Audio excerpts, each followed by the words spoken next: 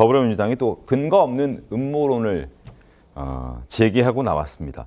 친여 성향 유튜버 김어준 씨의 방송에 더불어민주당 현역 의원들, 법조인 출신의 여당 의원들이 4명이나 나왔는데 거기에서 내란 재판을 맡고 있는 지기현 판사 그리고 심우정 전 검찰총장 뒤에 누군가 있다는 주장을 하면서 이상한 얘기를 했습니다. 관련 내용 먼저 들어보시죠.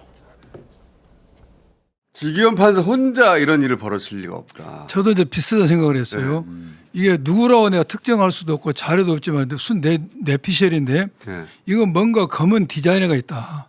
야, 좋은 표현이 검은 디자이너. 오늘 검찰과 사법부는 검은 디자이너 선행에서 움직이고 있기 때문에 네. 이게 절대 즉시항고하지 않을 거라고 제가 예측을 했어요.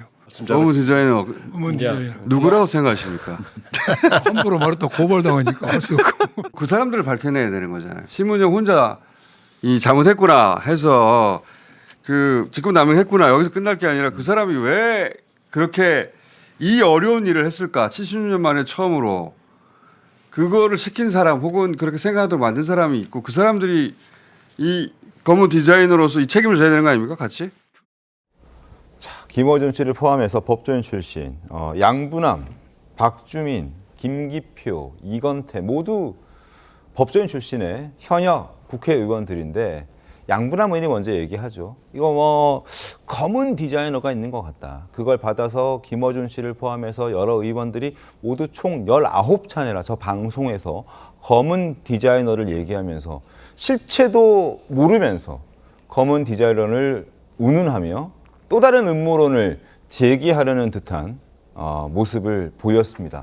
양은 변호사는 어떻게 보셨습니까? 저는 저 네 분 중에서 네. 이 세 분이 어떤 사람이냐면 이재명 대통령의 형사 변호를 맡았던 사람이에요. 박주민 의원 빼고 남은 세 분. 박주민 의원 빼고 나머지 세 이건태, 양분한, 김기표. 네. 지금 세 분이 지금 이재명 대통령의 형사 변호인 출신이잖아요. 그렇군요. 어떻게 보면은 그 공로로 지금 지금 국회의원이 된 그런 몫이 상당히 좀 큰 사람들이 이렇게 방송에 4명이나 나와서 이 김어준 씨가 하는 방송에 4명이나 나와서 저렇게 또 확인되지 않은 음모론을 제기한다.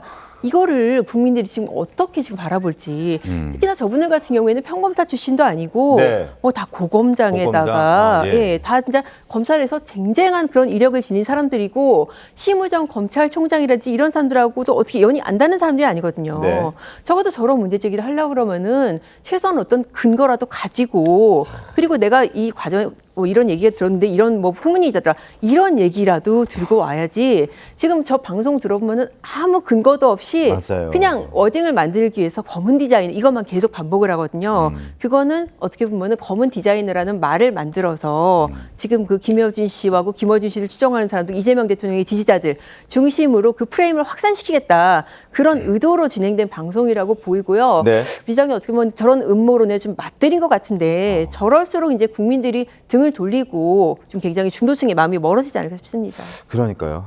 양부남 더불어민주당 의원이 처음에 운을 띄우죠. 물론 김어준 씨가 먼저 판을 깝니다.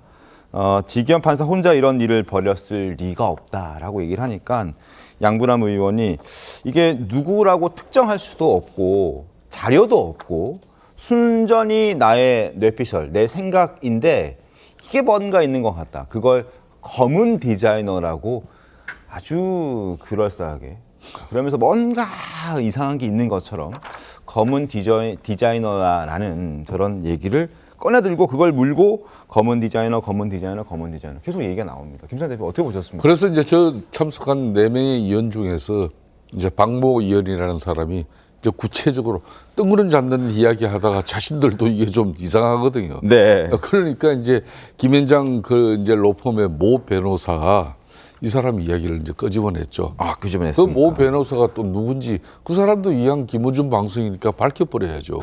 예?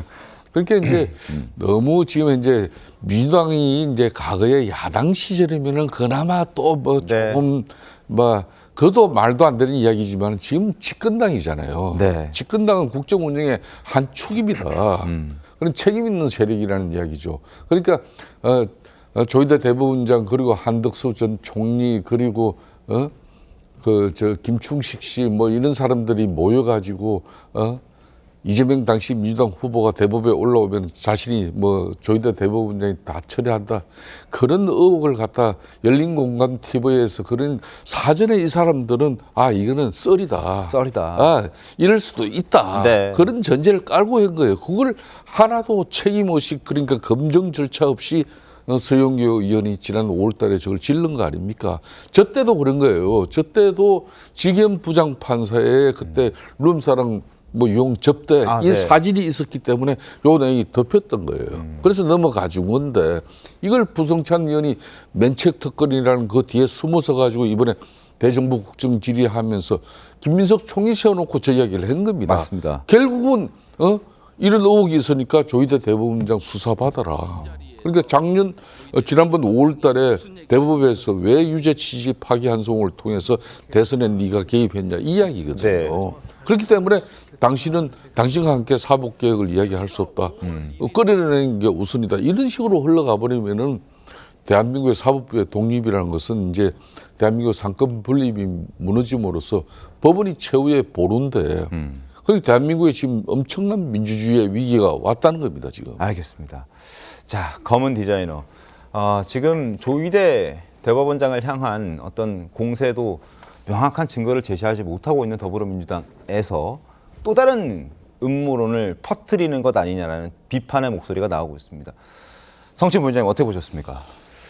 글쎄요. 일단 뭐 사법부의 신뢰가 실추된 것은 사법부 스스로 자초한 일이다라는 얘기를 드리고 싶습니다만 이런 문제 제기를 할 때는 좀 근거가 그래도 국민들이 아 이런 것 때문에 이런 의혹을 갖고 이야기를 하는구나라고 받아들여질 만한 뭔가를 제시해야 되거든요. 네. 근데 지금 제가 봤을 때는 저 방송에서는 검은 디자이너의 출처나 뭐 근거나 이런 것들이 명확하지가 않은 상황입니다. 물론 그걸 뭐 파헤쳐 봐야 된다. 이제 뭐 시작하는 것이다. 뭐 합리적 추론이다. 뭐 이렇게 주장할지 모르겠습니다만 저런 식으로 이야기를 할 때 지금 우리 이미 열린공감 TV라는 그 거기서 이야기했던 썰에 의해서 지금 당이 지금 타격을 받았잖아요. 타격을 받은 상이라면 저게 지금 그냥 방송인들끼리 하는 게 아니라 지금 현직 의원들이 나가셨잖아요. 4명이나 나갔습니다. 현직 의원들이 나가셨으면은 지금 당이 안 그래도 그런 유튜브 언론의 썰 때문에 타격을 받고 있고 좀 공격을 받고 있는 상황이라면 저런 이야기할 때 조금 더 뭐 좀 조심을 했었어야 되는 건 아닌가라는 말씀을 드리고 싶고 저는 저런 방송 뭐 저도 유튜브 방송을 나가본 적이 있습니다만 네.